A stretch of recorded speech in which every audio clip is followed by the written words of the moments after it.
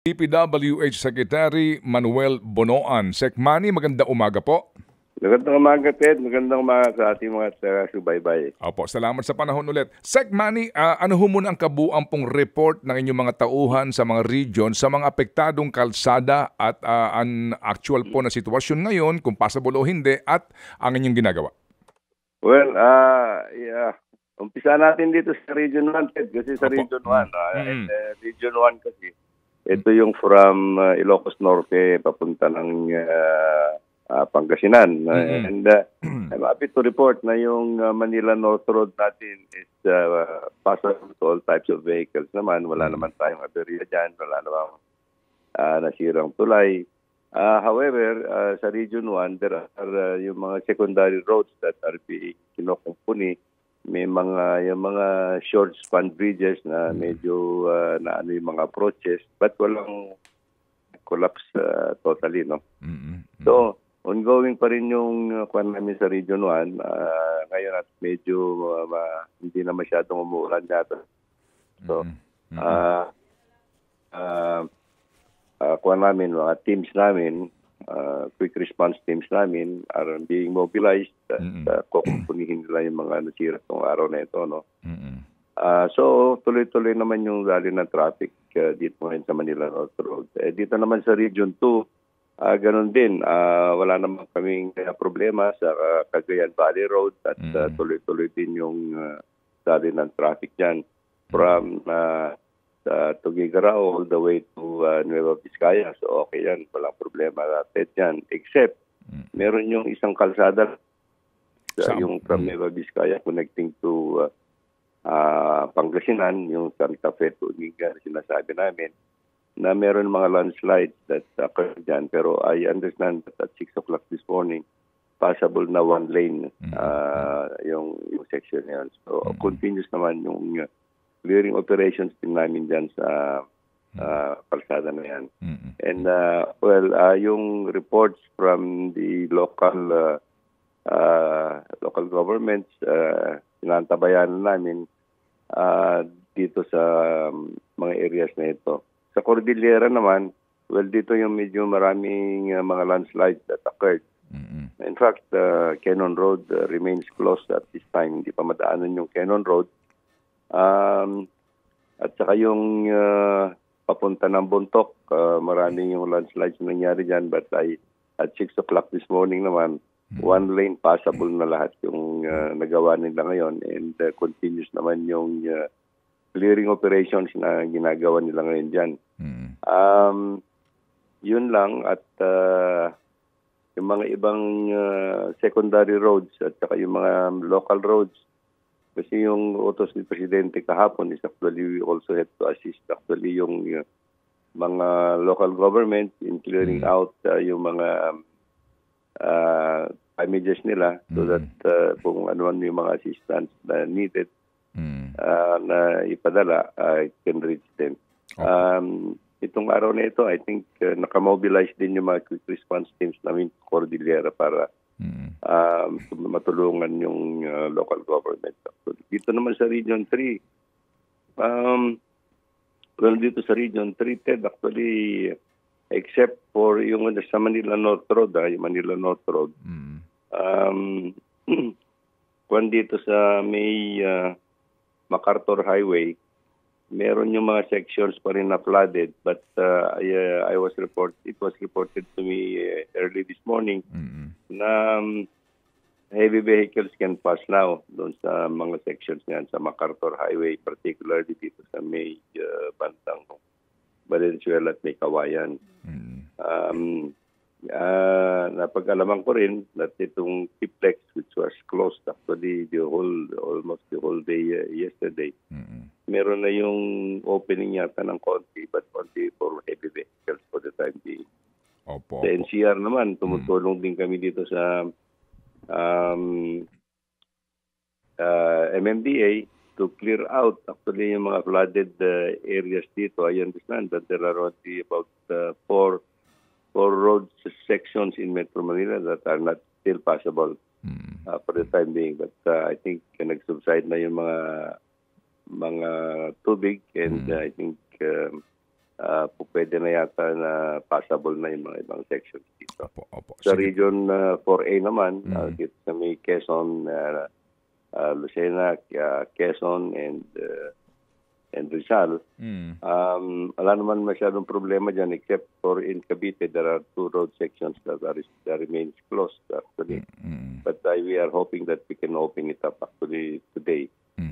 Sa Rizal, medyo may maraming road sections that nagkaroon ng erosions. So, yun din ang pagtutunan namin ng pansin today, Ted, kung medyo huhupa na yung ulan. Opo, and siguro within the day you can also check the estimate ng damage dito. But we have fund for this po sa mga repairs nito, Sec.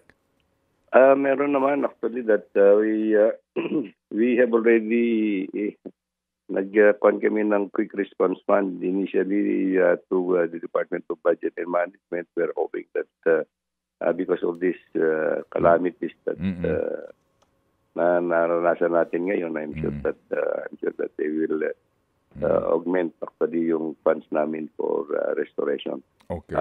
Sa tingin ko naman, I think it's not going to be very big actually at this point in time. Wala naman yung masyadong damages sa national roads namin. Wala naman yung mga tulay na bumagsak o whatsoever. So I think we can manage actually, Ted. So po, sa kasalukuyan po na inyo pong quick response fund. Sec, baha kahapon. Ito na po tayo, no? If you recall, nagkaroon tayo ng interview almost 1 year ago at pinag-usapan natin to at that time, ang mga senador ay kongresista ay mag-iimbestiga na naman sa pagbabahang nangyari during that time. Ito po yung panahon po ng Ulysses, no? Opo, at ito nga din po yung if you also remember, I'm sorry, hindi Ulysses, it's Egay, Falcon, and Habagat. Opo, last year yan. Ngayon, ito na naman sila. They will investigate again. At mukhang papapagpaliwanagin na naman kayo dahil po sa mga flood control projects na sabi po ng isang grupo, we spend about 1.079 billion a day for flood management. Sabi nila, okay. Ang sabi po nila, ano ang nangyari kung bakit na naman tayo pinagbabaha ng matindi kahapon sa NCR at Karatig Lalawigan? Well, dito sa NCR, let me point out that NCR is actually, ang problema dito sa NCR because of the internal drainage of NCR, we cannot, the MMDA cannot pump out rainwaters immediately. Kasi yung kahapon yata, there are 2 phenomena that occurred actually. It's actually the heavy rainfall the whole day, and then at 12 o'clock yata, 11:30 thereafter, nagkaroon ng high tide, no? So it's very difficult for MMDA to pump out all the flood waters immediately.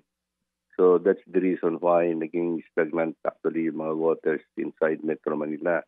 Now, let me just say that the department is helping actually the Metropolitan Development Authority now na yung mga pumping stations, alam mo yung mga pumping stations nila, there are 1,101 pumping stations all over the country, and the department is helping them to rehabilitate yung mga pumping stations to increase their output capacity na.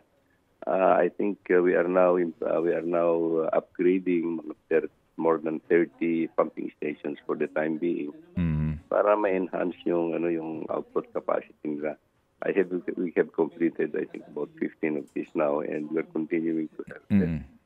Yung mga ganun pagkano. And I think siyempre yung sa along national roads continuous lang naman yung namin yung paglilinis ng mga kanal, etc. But yung one of the problems that I can see in Metro Manila is the internal drainage is old and constricted because of yung population and everything. It has to be rehabilitated actually. Opo, pero hindi ho ba, sir, napag-usapan na rin natin to na kasama na ito sa master plan, di ba? Na noong pa po ay inihanda as a matter of fact. At hindi po napag-usapan na last year alone, ang ibinigay pong pera para po sa Metro Manila sa flood control projects and program ay 147.5 billion na, hindi pa kasama yung sariling pera ng MMDA dito. Kaya yun po siguro kung hindi kasasama ng loob ng departamento, yung sinasabi ng tao, ano ba naman ito? Laki na ng perang ibinibigay and then dumaan na yung El Nino para bagang hindi maramdaman na may ginawa ang gobyerno, particularly nga po PWH and MMDA sa usapin po ng pagbabaha sa Metro Manila. Yeah. Well, again, we can explain it. Actually, let me put it in proper perspective that the flood control program of Metro Manila has been transferred. The responsibility has been transferred to MMDA. We are just assisting it. Our concern actually is yung Pasig Marikina River flood control program. This is ongoing actually. Ginagawa namin pa rin yung pagkano ng Pasig Marikina River. Marami kaming ginagawa pa dyan hanggang doon sa may Marikina areas pa. And one of the components na ginagawa namin ngayon under the World Bank Assisted Program is yung component ng UMDA that yung pagkumpuni sa mga basura at saka sa drainage mains nila. And I think they will be starting soon siguro ito, Ted. Hindi pa naman nasisimulan actually yan. So this is one of the, sa tingin ko, major component that can help actually ease up yung flooding problems in Metro Manila kung magawa na ng MMDA yung environmental issues nila sa about basura and some of the drainage mains, internal drainage mains nila. So paano yan, sir, ngayon? Sabi nyo, ang lahat po ng flood control projects at programa nasa kamay na ngayon at responsibilidad ng MMDA. Anong papel ng TPWH po? Ang papel namin is actually on Pasig Marikina River Flood Control Project. Yung internal drainage internal drainage of Metro Manila is under the responsibility of MMDA. Yung internal drainage nila. Opo. Nakuha na ito, Ted, panahon pa ni, yung maong bayani Fernando noong pa. It was transferred to them lock, stock, and barrel actually from DPWH at that time. So, kung ano pong sinasabi itong Pasig Marikina River ang responsibilidad ng DPWH, yan po yung mga dredging and widening, ano po? Yes. Opo, okay. So, lahat ng out... And we're happy actually, Ted, that, yung ginawa ng San Miguel, yung ginawa nila ng dredging and desilting, ginawa nila sa Pasig River over the years. Ginawa ng San Miguel. I think sa akin lang, it helped a lot actually. The only thing na nangyari kasi kahapon is actually nagkaroon tayo ng high tide. Well, hindi ho naman po bihira yung high tide. Ano po? Talagang nangyayari po ito at may schedule nga yan. Pero ang binabanggit, lahat ng outflow papunta ng Metro Manila, papunta ng Manila Bay, lahat ito dapat responsibilidad ng MMDA yung pag-clear niyan. Yes. So, opo. So, dito po sa sinasabi nyo na responsibilidad po ng MMDA, so nangangahulugan po na basically hindi lang yung paglinis ng bara sa estero, kundi yung actual na pag-aayos ng civil works dito kung kinakailangan. Kung kailangan, yes, of course. Yes, sir. Opo. Sige, so kahapon po, ano napag-usapan niyo ng Presidente? Pinagpaliwanag ho ba dito ang MMDA dito sa pangyayaring ito? Kung bakit nga po, alam po natin, nag-high tide, at saka yung volume ng ulan. Pero yun nga po ang pagbabaha po ay napansin na mas mataas sa pangkaraniwan, at mabilis ang nangyari. Paano po, ano pong paliwanag dito? Kasi yung, yesterday, actually, as explained by yung Pag-asa yata yung nag-explain, actually, that it's phenomenal yung actually, yung downpour, actually, kahapon, Ted, tuloy-tuloy kasi at malalakas. And in fact, I think yung 24 hours rainfall yesterday was parang mas malaki pa doon sa volume na may sa Ondoy. Well, hindi po naman kinlaro yan, parang hindi po naman ganoon, no? Kasi yung Ondoy po isang bagsakan lang 12 hours. Itong kahapon po 3 araw ano na naipon yung kanyang 24 hours yung sinasabi. Opo. Sige po. Pero Sec, basically po ang tanong ngayon ng mga nanonood sa atin, may pag-asa pa ho ba ito? Itong sitwasyon natin ng baha sa Metro Manila, considering din po na may DPWH project, remember, dito ho sa may bandang Manila, naalala po ninyo, ang lalaki niyan ng mga daluyan waterways. Opo, na ginawa ng DPWH at malaki pong pondo na inilaan dito. Yes. Yung mga pumping stations naman ay yung mga mga tributaries, yung pumping stations are still working. Actually, ang ano lang natin is the water that should go through these pumping stations. Actually, medyo mabagal yung pagpunta ng tubig. Internal floods that should go into the pumping stations that should be pumped out to Pasig River. Yun ang kanya kahapon, Ted. Opo. May tanong lang po si Chacha, Sec. Ano po? I hope you don't mind. Opo. Yes po.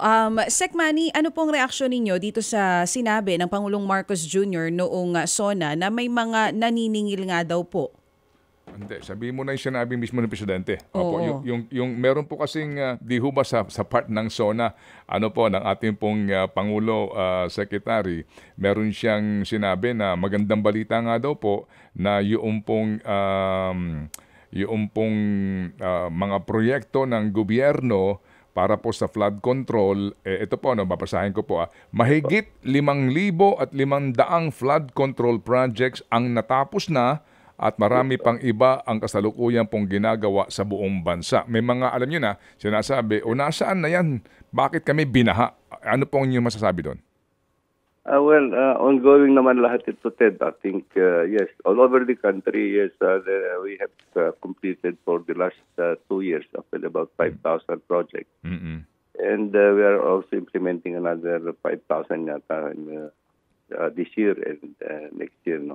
And I think we will soon find out yung mga results eventually. Kasi marami ito. The problem is actually for the last many years, actually nakita ko, that for the last many years, actually there has not been any desilting or dredging of the riverbeds along the principal rivers. Napakababaw na ang riverbeds actually natin. So, yung mga downpour na ganito, talagang aapaw ang tubig. Because the riverbeds are too shallow. And this is one of the focus that we are talking about na dapat we have to dredge and desilt already in the riverbed so that we can increase the carrying capacity now of the rivers actually para mas mabilis yung daloy ng traffic. Now, the other thing that the President wants us to do is actually to manage the water resources na kagaya yung mga flood control projects in the provinces na kung po pwede, sabi niya sa akin, huwag naman yung mga tubig ulan na mga ginagawa ninyo, huwag naman yung lahat pumupunta lang sa dagat. Why don't we impound? Why don't we integrate actually in the flood control projects? Nagawa tayo ng mga small water impounding projects that can be used actually to yung support yung irrigation program at food security natin. Opo. Sige po. So Sec, sa pinakadulo po ng ating panayam na ito, wala na tayong problema, meron na tayong master plan. Meron naman, Okay. As far as the department is concerned, meron tayong master plan. Okay. Wala tayong problema sa pera. Mukhang wala naman natin that. I think we can do as much as we can, Rico. But we'll prioritize actually, especially yung sa mga major river basins and principal rivers. Sige po. Salamat po na marami, Sec, sa inyo pong panahon na binigay po sa aming programa. Thank you, sir. Thank you, Ted. Thank you po. Salamat na marami. Si Secretary Manny Bonoan ng DPWH. Ted Filon at DJ Chacha. Ngayon, nasa Radyo 5, 92.3 News FM. Monday to Friday, 6 to 10 a.m.